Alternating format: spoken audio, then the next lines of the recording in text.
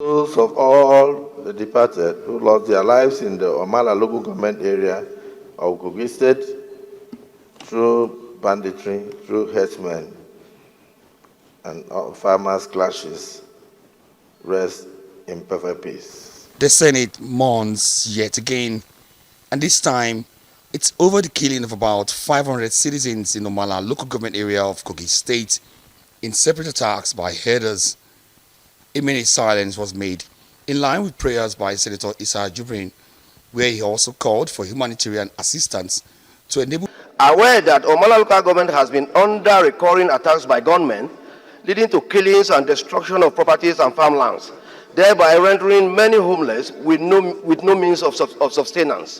While Senator Dickett Plank from Plateau Central warns about the danger of food insecurity and the displacement that could be caused by these, Senator Victor Ume from Anambra Central does not think the whaling would solve the problem.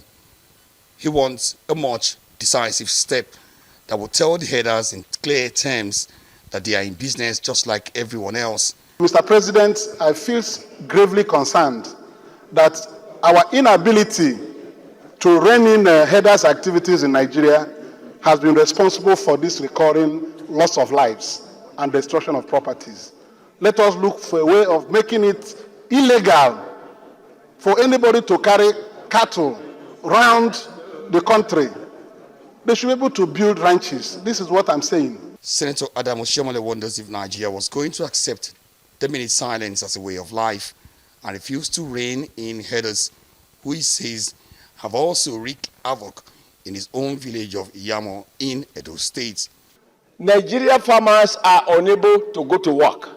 I found that in some cases where the DPO is properly briefed, they are able to comb the bush, and they find where some people set up some temporary homes where they kidnap, they maim, and they rape.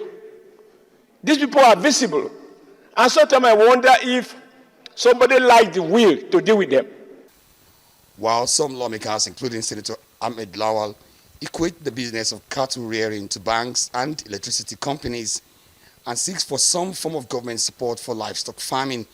Somebody will tell you, well, it's business. What can be more business than banking?